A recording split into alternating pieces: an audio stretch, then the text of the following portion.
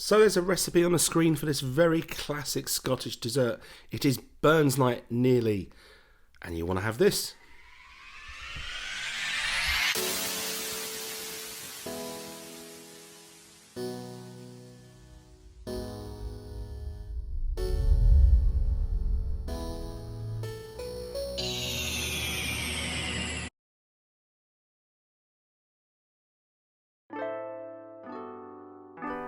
This dessert is so simple, it's really a list of ingredients.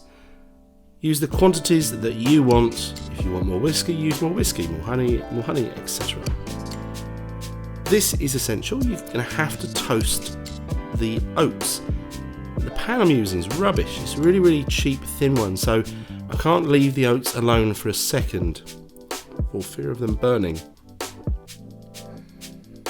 If you're using a better heavy pan skillet, you'll be able to sort of do a couple of other things while these are on there, but don't leave them too long. Once they're burnt, you throw them away and you start again. So keep them moving around. This is really only after a couple of minutes. They're almost there. When they are there, you'll know they'll smell delicious, all nice and nutty, sort of golden colour. Get them out of the pan so they don't continue to cook and go black. Pop them on a plate or something like that, and then you can start preparing the rest of the dish.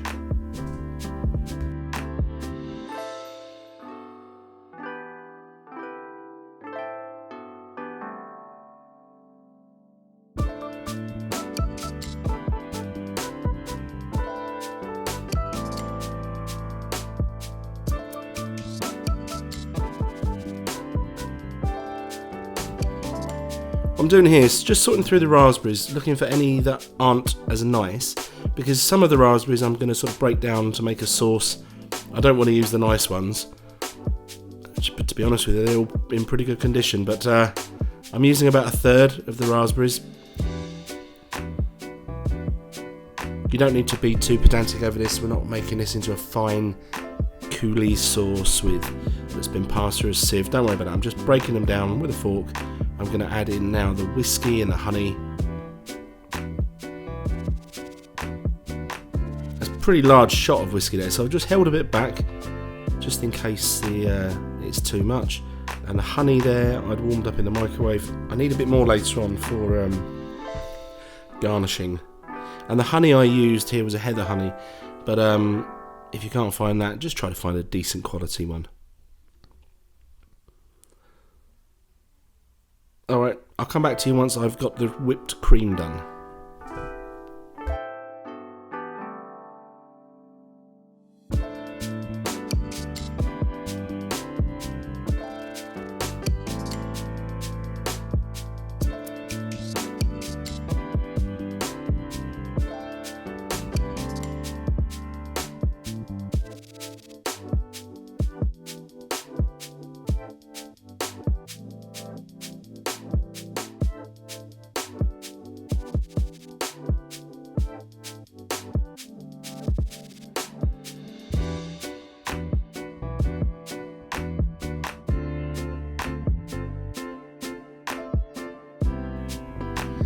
So I haven't gone fully stiff whipped cream, but it's not far off.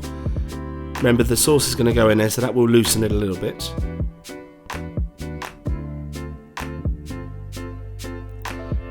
And then I'm going to get the oats. The majority of the oats are also going to go in the cream. So what I would say to you is, if you're making this, don't make it too far ahead. If you've got people coming over for dinner and you want to do this, you can make these maybe 3 to 4 hours ahead of time. I think if you do them a day before, the oats are going to start to break down and it won't be very nice. That's my recommendation for you.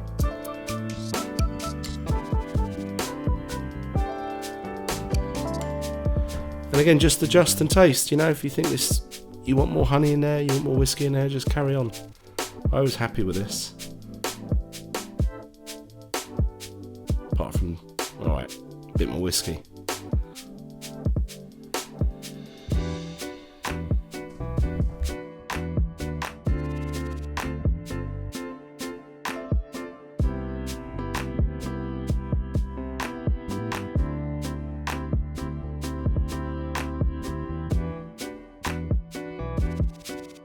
So once you've selected your whatever you're going to serve this in, I've gone for some IKEA tumblers. Just start building it up, layers. It's very similar to an Eton mess. This, if you've ever made that one, these are probably some of the easiest desserts you will ever make. So building up layers, but in between I can add a little bit more honey, you can add a few more toasted oats, etc. And I'll come back to you once we've got this all the way to the top.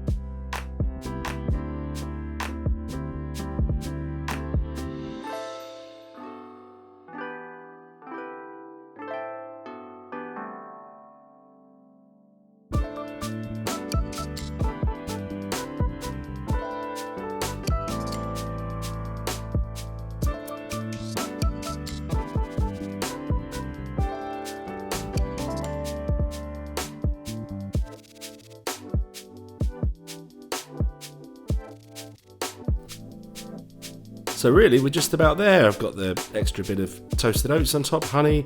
This is optional, but I like this. I have my icing sugar dredger. I think it makes any dessert look nicer. And then I just remembered I've got some mint in the fridge from a dish I made last week. Yummy. Really, really nice. So after you've had your cocky soup, your haggis with nips and tatties, you can have Cranachan. Get in there. Anyway, thank you very much for watching this episode of Uncle Matt's Cookery Lessons. Hope you give this one a go. Let me know in the comments how you get on. And please come back and check me. The next video should be coming really soon. Bye.